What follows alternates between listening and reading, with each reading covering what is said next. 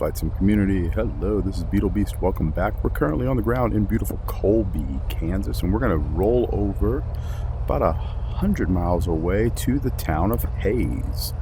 I don't really have a whole lot to say. It's been a minute. I've done a lot of stuff. As you can tell, we're back in the beach Bonanza.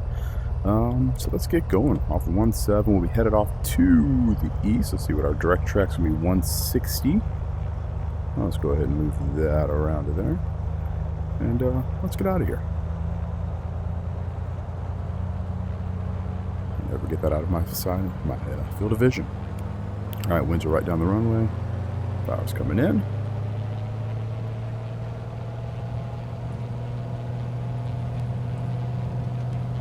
We'll see. After having flown the 210 the last several flights, I'll be a little curious to see what my impressions are of the V35.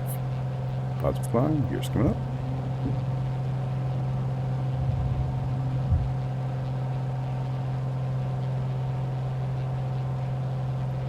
Flaps coming up.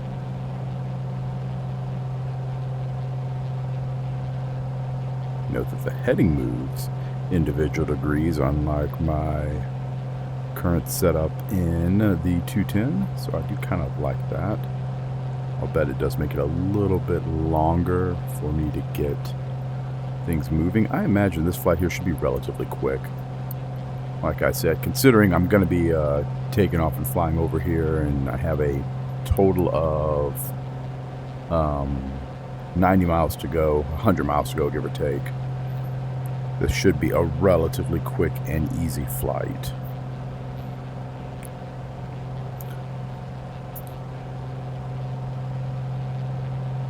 So I am using auto FPS today, which I just enabled. That was a first step. I used it once a long time ago. Some people were kind of talking about it. And you know how you kind of can get on that train of, I've got to find the next best thing. How can I make my experience a little bit better, etc., etc. If you don't have that, I envy you. Because I do tend to get, not so much always searching for the next best thing, but it is my level of progress tends to be searching for something that will help me enjoy whatever it is that I'm doing just a little bit more.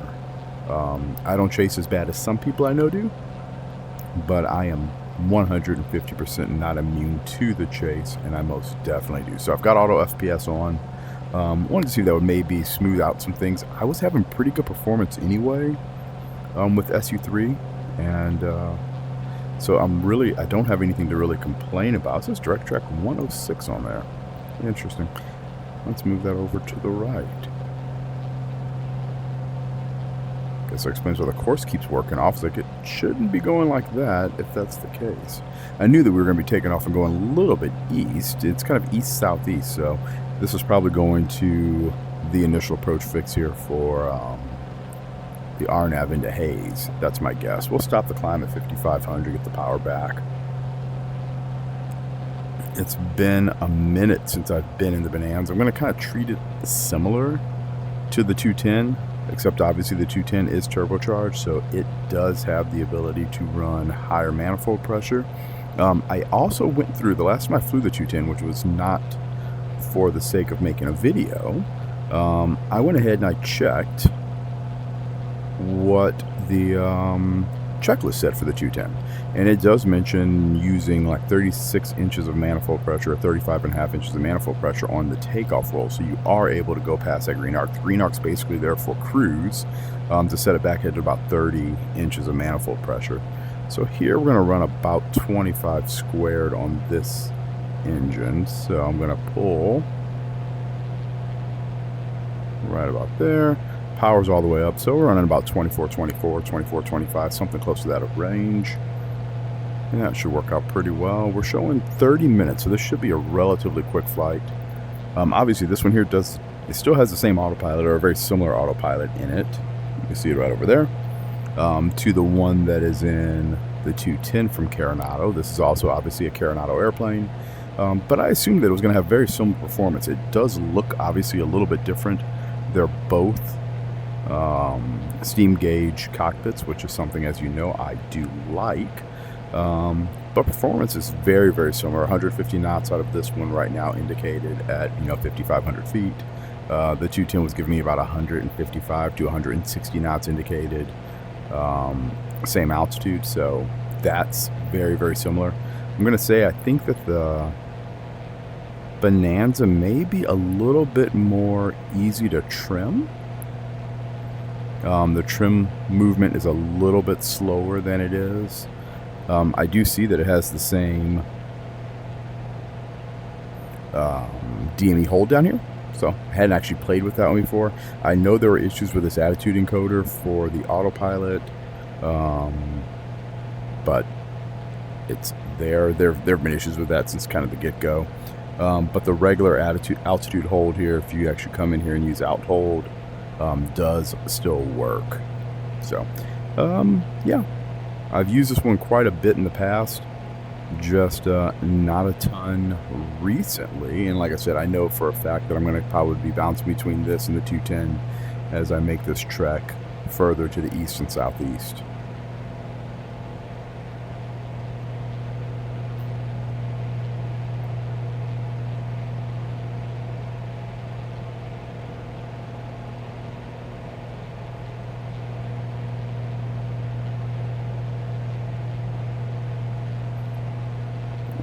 On this one, it's got to be a spot for cow flaps. Cow flaps, cow flaps. I don't see them.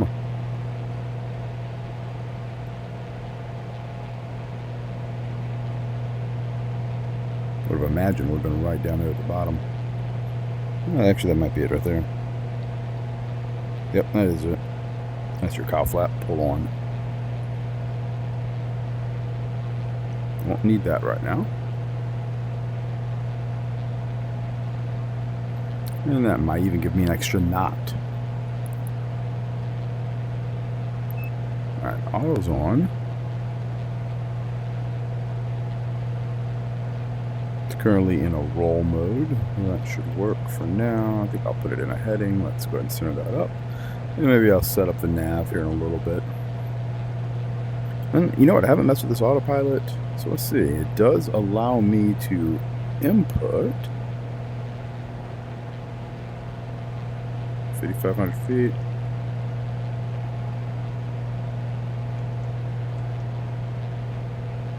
Out, heading. It would appear that that's working. So I'm assuming that they've made a change and actually got that fixed. If so, it should maintain this altitude, this heading. The altitude hold worked as long as you engaged altitude hold upon reaching an altitude previously. So right now it appears that it's working even better. Even better. So nothing at all to complain about. Let's see, I wonder if they set it up so that I can actually open this window. I know there's a note, do not open above 125. I guess I can't open the window still. But it used to have that note up there, and you couldn't even open it after doing the takeoff roll. So pretty much after the wheels came up, that was going to be closed. And I know in the past, opening the door would kill you. And because this is from, this is a Flight Sim 2020 aircraft, opening the door will not automatically put you into or out of the airplane. So that is still a limitation that does exist, and it just has to do with where the sim was originally designed for, what the aircraft was originally designed for. It does still really look good. Textures are still fantastic. And yeah, I think it's flying pretty well.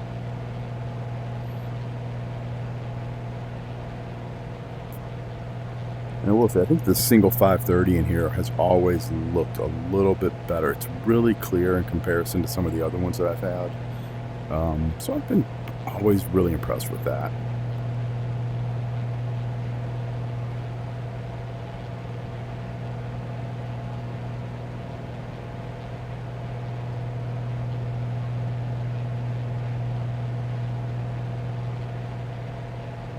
So if you notice, if you've watched the previous couple of legs and you saw the 210 has cylinder head temperature monitoring, whereas this one has a singular exhaust gas temperature monitor. So you only have one spot essentially to kind of look at your EGT in this particular airplane. Not really a limitation, but it's it definitely simplifies things just a bit. There's just less to really kind of pay attention to. You've got cylinder head temps still here, but you're not able to monitor the individual cylinder heads or the individual EGTs. So it's not like you have multi-cylinder monitoring. Like you see, of course, if you have the G1000 system where you can have both sets, or you can look at all 4 cylinders to see what your EGTs are and then get it even across the board. That way you can set it to your highest cylinder.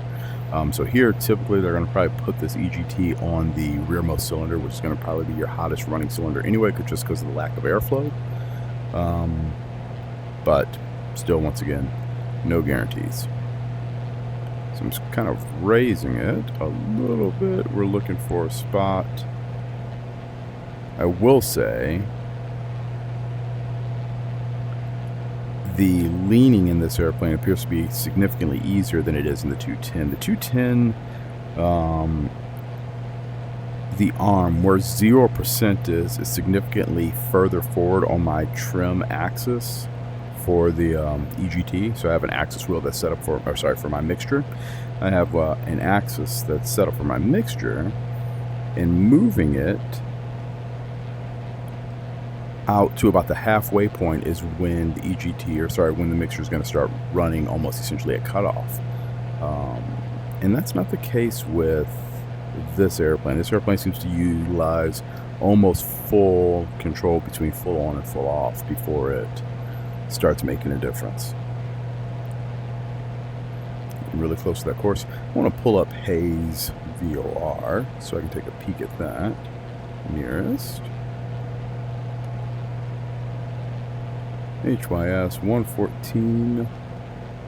Let's see, 110.4 is our frequency. So let's go here, 10.4. Swap that. Swap that. Huh. It won't let me put them on? I wonder what's making that go back down. Must have something tied to it.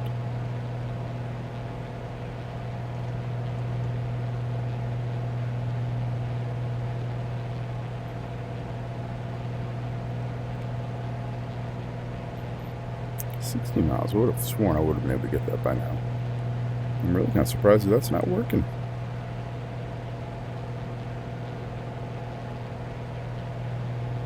Yeah, we're still a little bit far away apparently, so we'll go back to GPS nav and give it a couple seconds here. Maybe we'll engage the nav mode to take us the rest of the way.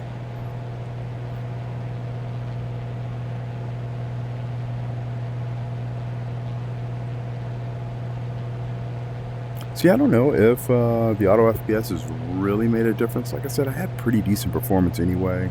I do know at one point it was increasing my terrain level of detail and my object level of detail. I think I have it set up to try to give me 50 frames per second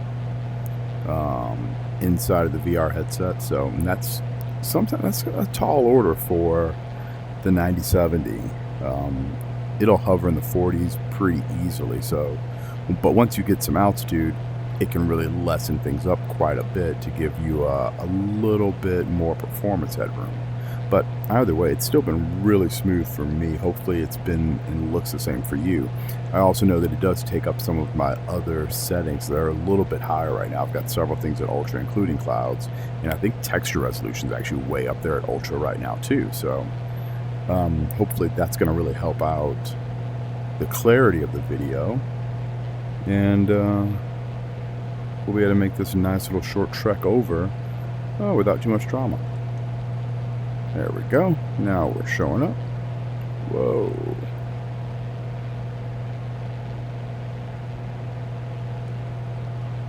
Alright, so it appears that I can't move this handle, but it does appear that it is linked up with my I'll start with my VOR1 and my HSI. So it is showing that, even if, let's just go and put it right, not there. Let's go with there. That should be the Hayes VOR. We'll hit the nav mode, let it intercept it, and fly it inbound. 160 knots right now. Not too shabby.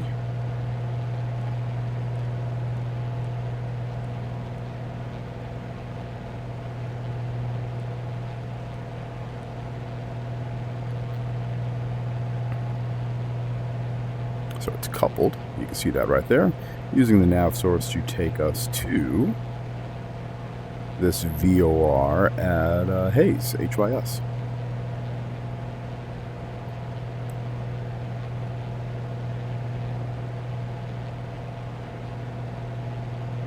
Be curious to see if it turns us back in a little bit. Right now, we're about 15 degrees right, of course. So I'm curious to see that, or we just have quite a bit of wind up here. We are using live weather. It's just, once again, it's a pretty calm day across Kansas. And I think it's about 2 in the afternoon or so here right now. So nice, easy day.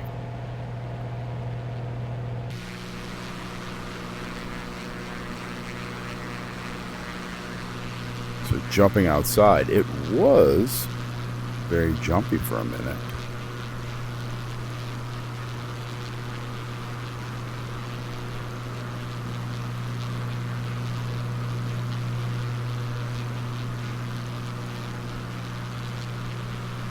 And it seems to be when I look in a direction that I wasn't looking previously, like right now.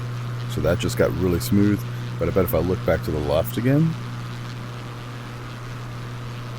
my guess is it's changing in how much data is being uploaded. And when I swapped around so quickly, it probably was struggling a little bit to pick up kind of where we were at and what to display. So that's my guess as to what was going on in order to make the VR work a little bit better. Yeah, I don't know if I'd say that's an improvement, because I wasn't having that type of visual until adding in the auto FPS. So that's my guess.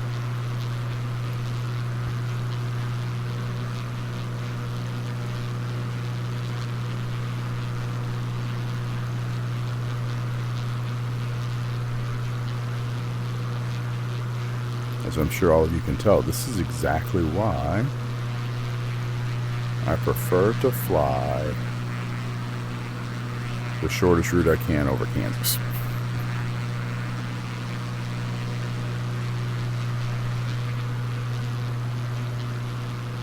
It's such a good looking game though.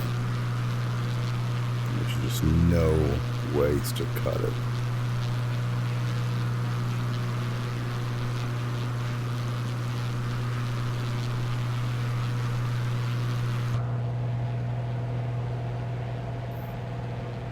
No, I don't really want to talk to Denver Center.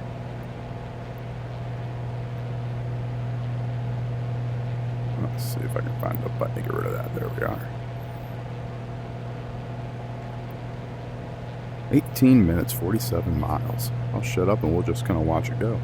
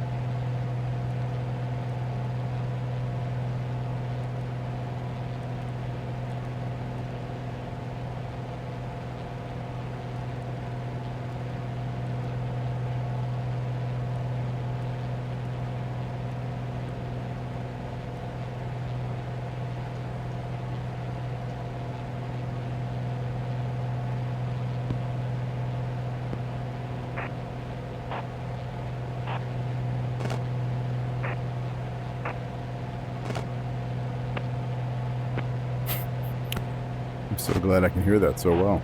So 165 at 16 visibility, 10 miles. Well, at least you know that you've got the winds out of the south. So we'll be landing in that direction. I'll turn that off.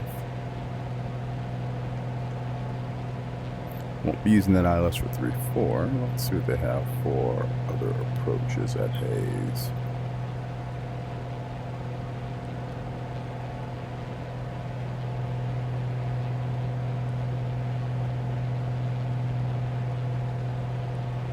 One 634, 1980 by 28 feet. Elevation is 608 feet for the airport.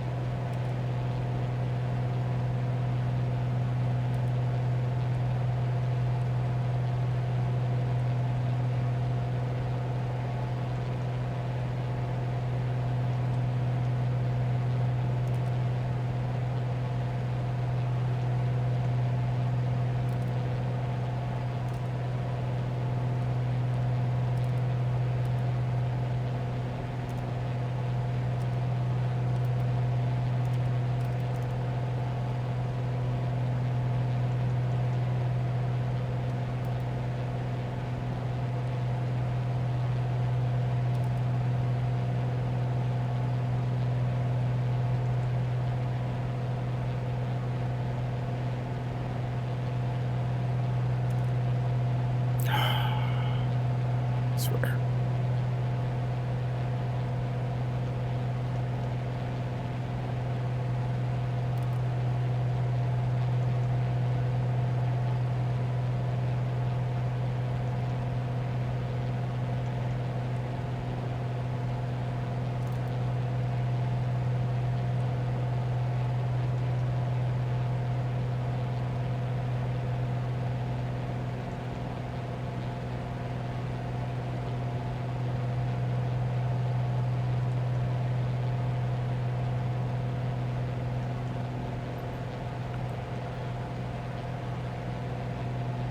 Alright, now I've got it going back direct to Hayes Airport as opposed to the VOR, since they're probably not quite co-located. Although I do know they are nearby each other. 21 miles to Hayes. Plan to land on runway 16 down there. And yeah, we'll just keep on rolling.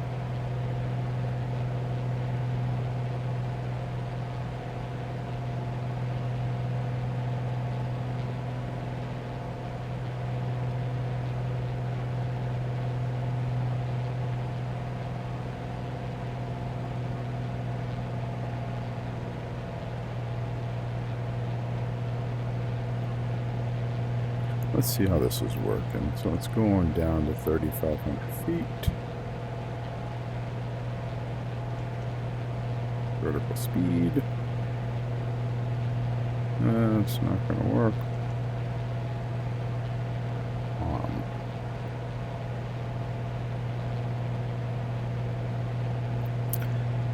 Does appear to be initiating a descent. We'll verify that it stops. 500 foot per minute for the descent. We'll slowly enrich in that mixture a little bit as we get a little bit lower here.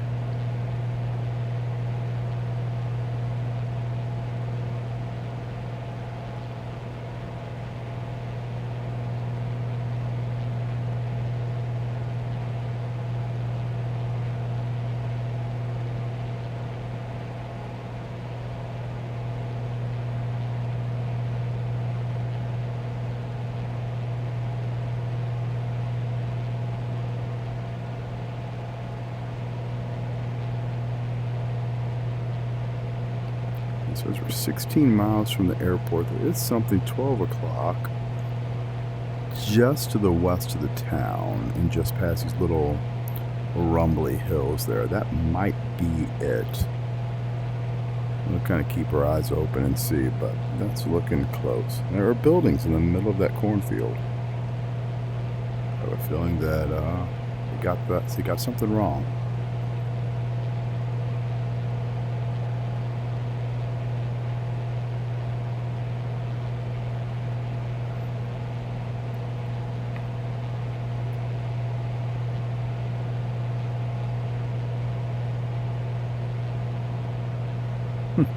That's kind of cool that it even shows up in there. Let's see.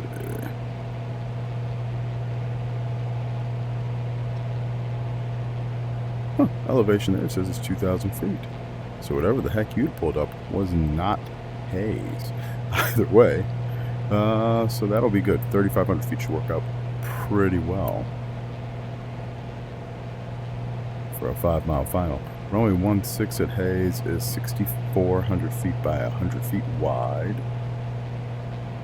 So we'll plan for that. Let's look at, see if there's anything for charts. Approaches, 16. FAA charts. 16. There's an RNAV. Oh, there's an ILS to it. Let's see. VOR 16. I do not intend on doing that. So the ILS is only for 304.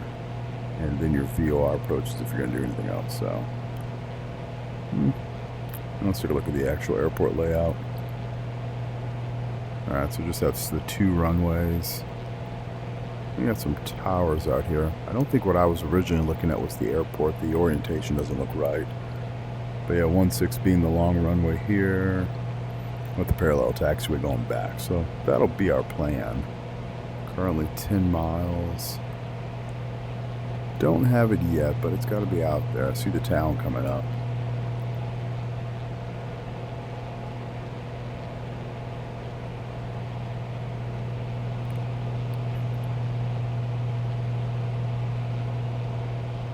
Let's pull up the procedures.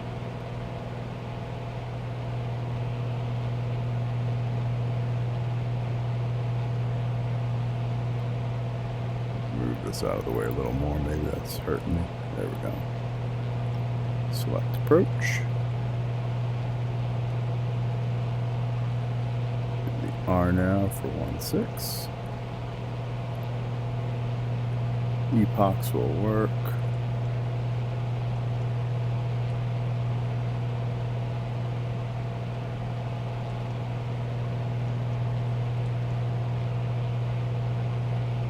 I've clicked the button to activate the approach. It doesn't like me.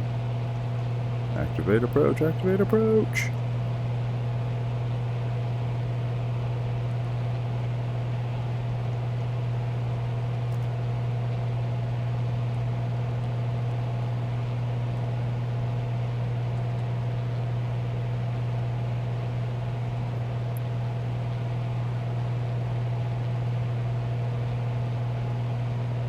Yeah, not gonna worry about it then. We'll just go straight there.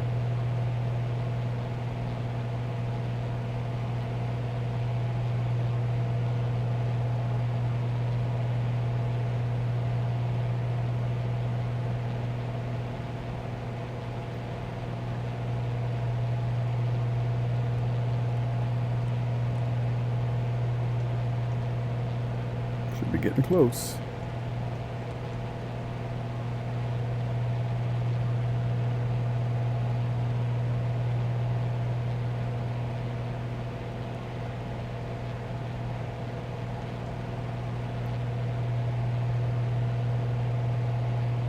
There we go. I found the airfield. We'll fly over midfield and then just make that left downwind. I think it's going to put me just a little south of the airport, which is kind of interesting. Although there is a bit of wind still kind of pushing out of the south, but I think that'll work. Let's go with heading mode.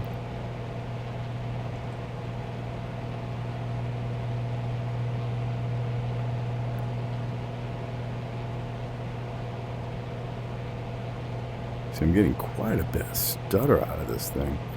So you would think that with auto FPS that was going to fix some of that. It doesn't seem to be. It seems to really be struggling to find what it wants for performance. And I'm assuming it's just struggling because we're making changes all the time.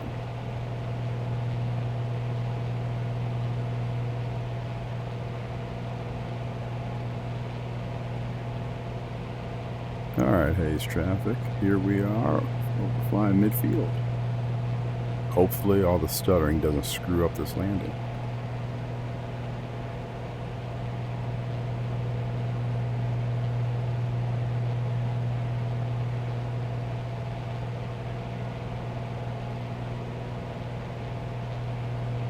Because right now, I have a feeling it will.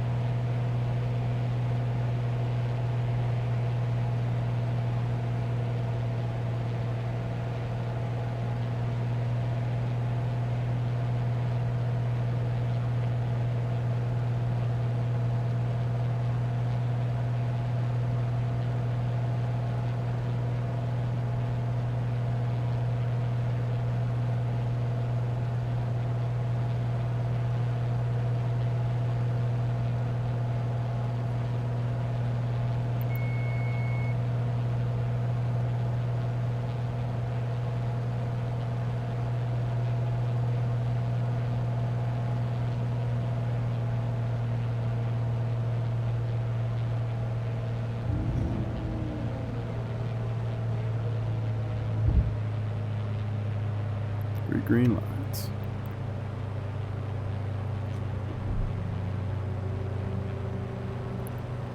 Full 4 on the prop.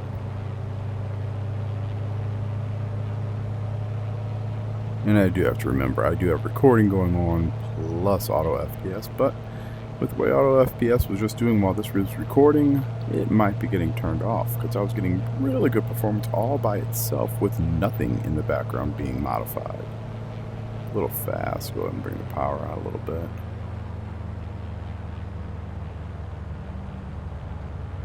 We're wanting about 80 knots, and we're obviously fast. A little high too. There's our path.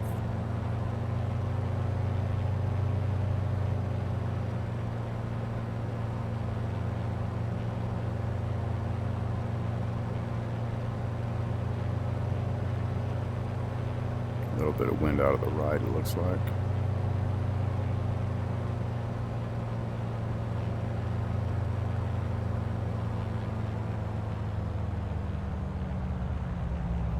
A little bit of left rudder, little right wing down.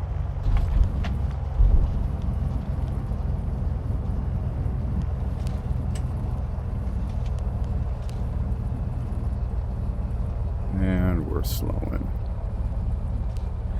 Alright, well, besides that stuttery mess that happened here at the end, I think the flight itself went okay. So everybody, since we're now done with that, because I'm going to turn this thing off, welcome to Hayes, Kansas, while we continue the most exciting part of my cross-country flight to Florida from from Washington in various light aircraft. So thanks for watching. Hope you guys are enjoying the gaming and the channel. Happy simming, and we'll see you next time.